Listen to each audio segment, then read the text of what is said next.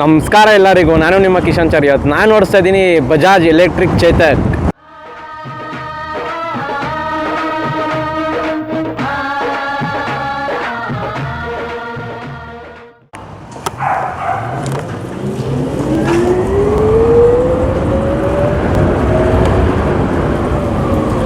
ಗಾಡಿ ಆನಲ್ಲಿದೆಯಾ ಆಫಲ್ಲಿದೆಯಾ ಅಂತ ಗೊತ್ತೇ ಆಗಲ್ಲ ಗುರು. ನಾನು ಸುಮ್ಮನೆ ಎಕ್ಸ್ಲೀಟ್ರ್ ಇಕ್ತಾ ಇದ್ದೀನಿ.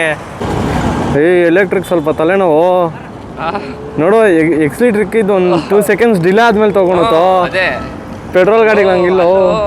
ಹಿಂಗ್ ಗೊತ್ತಾ, ಇಲ್ಲೆಲ್ಲ ತಗೋತಾ ಇರ್ತೀವಿ ಅನ್ಕೋ, ಸಡನ್ ಆಗಿ ಹಿಂಗೆ ಓವರ್ಟೇಕ್ ಮಾಡಕ್ ಹೋದಾಗ ನಾವು ಎತ್ಕೊಳ್ಳೋದಿಲ್ಲ. ನೋಡು ಸ್ವಲ್ಪ ಆದ್ಮೇಲೆ ತಗೊಳುತ್ತೆ, ಸಡನ್ ಅವಾಗ 2 ಸತಿ ಜಸ್ಟ್ ಮಿಸ್ ಅಲ್ಲಿ. ಇಷ್ಟರಲ್ಲಿ ಓಡಿಸ್ಕೊಂಡ್ರೆ 30 kilometers ಒಳಗಡೆ ಓಡಿಸ್ಕೊಂಡ್ರೆ ಚೆನ್ನಾಗಿದೆ. ಅಷ್ಟೇ, ಅಂಕಲ್ಗೆ ಆಂಟಿಗೆ ಯೂತ್ಸ್ ಮಾತ್ರ ದೇವರೇ ಆಗಲ್ಲ. ಇದನ್ನು ಅವ್ರಿಗೆ ಗೊತ್ತಿರಲ್ಲ ಅದು ಯಾವಾಗ ಎಕ್ಸ್ಲೇಟರ್ ಇರ್ತಾರೋ. ಅಣ್ಣ ಹೆಣ್ಮಕ್ಳು ಹೆಂಗೆ ಅಂದ್ರೆ ಲೆಫ್ಟ್ ಇಂಡಿಕೇಟರ್ ಹಾಕಿ ರೈಡ್ಗೆ ಹೋಗ್ತಾರೆ. ಕಾರಲ್ಲಿ ಕನ್ಫ್ಯೂಸ್ ಅಂತಾರೆ ಒಂಥರ ಓಕೆ, ಆದ್ರೆ ಇದ್ರಲ್ಲೂ ಎಕ್ಸ್ಲೇಟರ್ ಇಡೋದು ಬೇರೆ, ಬ್ರೇಕ್ ಹಿಡಿಯೋದು ಬೇರೆ. ಆದ್ರೆ ಅವ್ರು ಏನ್ ಮಾಡ್ತಾರಂದ್ರೆ ಬ್ರೇಕ್ ಹಿಡಿಯೋ ಜಾಗದಲ್ಲಿ ಎಕ್ಸ್ಲೇಟರ್ ಇಡ್ತಾರೆ, ಎಕ್ಸ್ಲೇಟರ್ ಹಿಡಿಯೋ ಜಾಗದಲ್ಲಿ ಬ್ರೇಕ್ ಹಿಡಿತಾರೆ. ಅದು ಹೆಣ್ಮಕ್ಳು. Women.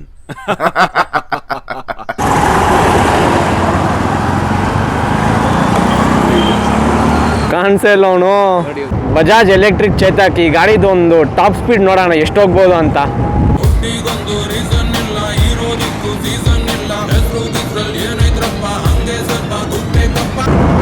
ಗುರು 80 ಮೇಲೆ ಒಂದು ಕಡ್ಡಿನೂ ಅಲ್ಲಾಡಲ್ಲ ಗುರು.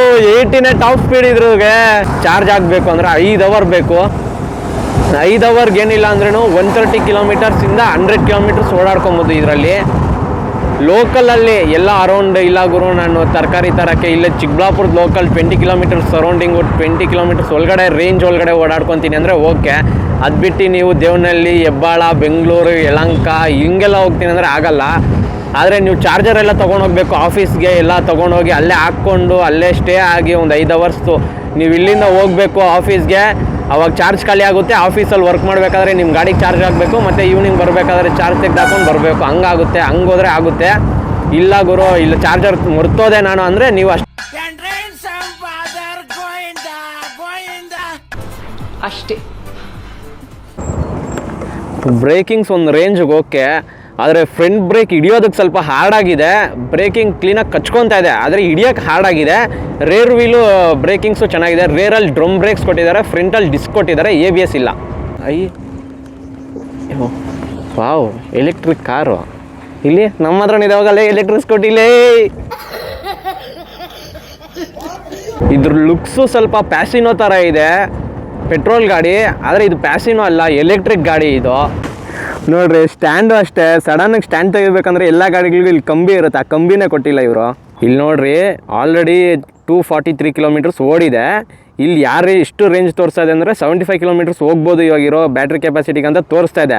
ಇವಾಗ ನಾನು ಈಶಾ ಫೌಂಡೇಶನ್ ಸ್ಟಾರ್ಟಿಂಗಲ್ಲಿದ್ದೀನಿ. ಇಲ್ಲಿಂದ ಈಶಾ ಫೌಂಡೇಶನ್ವರೆಗೂ ಫುಲ್ಲು ಚಚ್ಕೊಂಡು ಹೋಗ್ತೀನಿ. ನೋಡ್ಕೊಳ್ಳಿ ರೇಂಜ್ ಎಷ್ಟು ಕಡಿಮೆ ಆಗೋಗುತ್ತೆ. ಮೈಲೇಜ್ ನೋಡ್ಕೊಳ್ರಿ ಎಷ್ಟು ಕಡಿಮೆ ಇರುತ್ತಂತ. ಮೈಲೇಜ್ ಅರೌಂಡ್ ಒಂದು 5 kilometers ಇದ್ದರೆ ಇಲ್ಲಿ 10 kilometers ಡ್ರಾಪ್ ಆಗುತ್ತೆ. ಅದನ್ನು ತೋರಿಸ್ತೀನಿ ಬನ್ನಿ ಇವಾಗ. ನಡೆಯೋ ಮನೆ, ನಾನು ಬರ್ತೀನಿ.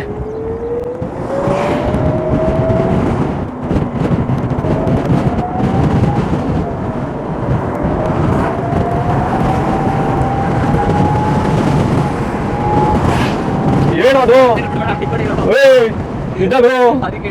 ಸಖತ್ ಬೇಜಾರಾಗುತ್ತೆ ನಂಗೆ.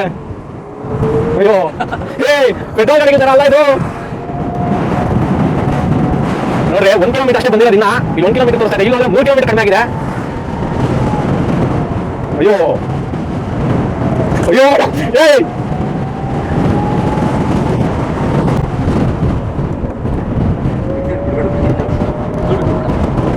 ಅಯ್ಯೋ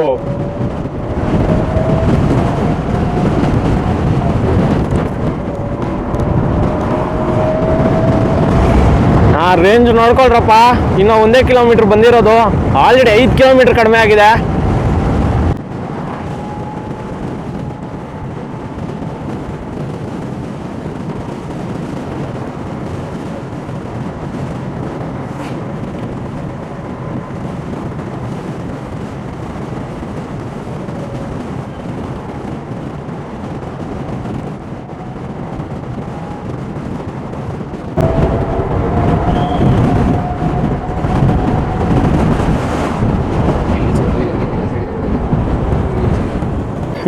ನೋಡ್ರಪ್ಪ ಎಕ್ಸಾಕ್ಟ್ಲಿ ನಾನು ಅವಾಗ ಎಷ್ಟು 243 ಕಿಲೋಮೀಟರ್ಸ್ ಇತ್ತು, ಇವಾಗ 3 ಕಿಲೋಮೀಟರ್ಸ್ ಅಷ್ಟೇ ಬಂದಿರೋದು. ಇಲ್ಲಿ ರೇಂಜ್ ನೋಡ್ರಿ ಎಷ್ಟು ಕಡಿಮೆ ಆಗಿದೆ ಅಂತ. 75 ಇದ್ದಿದ್ದು ಇವಾಗ ನೋಡ್ರಿ 61ಗೆ ಬಂದುಬಿಟ್ಟಿದೆ. ರೇಂಜ್ ನೋಡ್ರಿ ಬರೀ 3 ಕಿಲೋಮೀಟ್ರ್ ಓಡಿಸಿರೋದಕ್ಕೆ 14 ಕಿಲೋಮೀಟ್ರ್ ಕಡಿಮೆ ಆಗಿದೆ. ಅದಕ್ಕೆ ಎಲೆಕ್ಟ್ರಿಕ್ ಸ್ಕೂಟಿನ ಯಾವತ್ತೂ ನಂಬ್ಕೊಂಡು ಲಾಂಗ್ ಡ್ರೈವ್ಸ್ಗೆ ಹೋಗಬೇಡ್ರಿ. ಅಯ್ಯೋ ಹೋರಿ ನೋಡ್ರಿ, ಇದೇ ಸ್ಪೀಡ್ ಮೇಂಟೈನ್ ಮಾಡಿಕೊಂಡು ಇದೇ ರೇಂಜಲ್ಲಿ ಹೋಗ್ಕೊಂಡ್ರೆ ಅಲ್ಲಿ ಎಷ್ಟು ತೋರಿಸುತ್ತೋ ಅಷ್ಟು ಹೋಗ್ಬೋದು. ಆದರೆ ನಮ್ಮ ಯೂತ್ಸ್ಗೆ ಆ ಕೈ ನಿಲ್ಲಲ್ಲ ಗುರು. ಕೈ ಎಕ್ಸಿಲೇಟರ್ ಇರಬೇಕು, ಜೋರಾಗಿ ಹೋಗ್ಬೇಕು, ನುಗ್ಗಬೇಕು ಅಂತ. ಅದಕ್ಕೆ ಇದನ್ನು ನಂಬ್ಕೊಂಡು ಯಾರು ಯೂತ್ಸ್ ಎಲ್ಲಿ ಎತ್ಕೊಂಡು ಹೋಗ್ಬೇಡ್ರಿ. ನೀವು ಅನ್ಕೊಬೋದು, ಇಲ್ಲ ಗುರು ನಾನು ಇಲ್ಲಿಂದ ಅವತ್ತಿವರೆಗೂ ದೇವನಹಳ್ಳಿ ದೊಡ್ಡಬಳ್ಳಾಪುರವರೆಗೂ ಫುಲ್ಲು ಲಿಮಿಟು ಇದು ಮಾಡ್ಕೊತೀನಿ, ಬರೀ 30ರಲ್ಲಿ ಹೋಗ್ತೀನಿ ಅಂದರೆ ಆಗದಿರ ಇರೋದು. ಹೇಳೋದು ಕೇಳ್ರೋ, ಎತ್ಕೊಂಡು ಹೋಗ್ಬಿಟ್ಟು ಸುಮ್ಮನೆ ಪರದಾಡಬೇಡ್ರೋ. ಇದೇ ಥರ ನನ್ನ ಫ್ರೆಂಡು ಹೊಸ ಗಾಡಿ ಥರ ತೊಗೊಂಡಿದ್ದ ಅಂದ್ಬಿಟ್ಟು ದಯಾನಂದ್ ಸಾಗರ್ಗೆ ಬೆಂಗಳೂರಲ್ಲಿರೋ ಇದಕ್ಕೆ ಕಾಲೇಜ್ಗೆ ಎತ್ಕೊಂಡು ಹೋಗಿದ್ದ.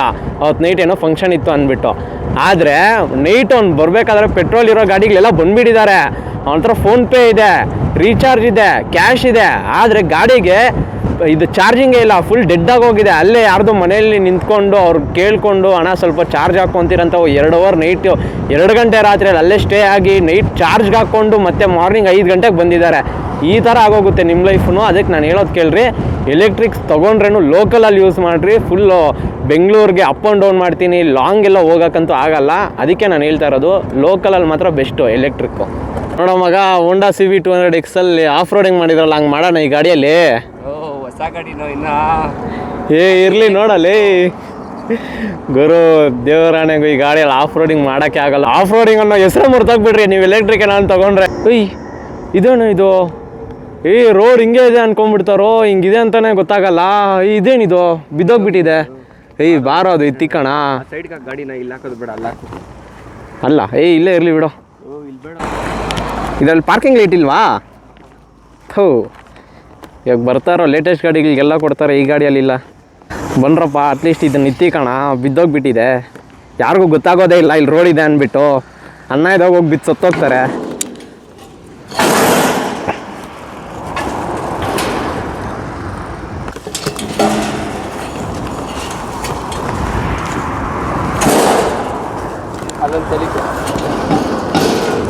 ಓಕೆ ಆದ್ರೂ ಗಾಳಿಗೆ ಬಿದ್ದೋಗುತ್ತಲ್ಲಿ.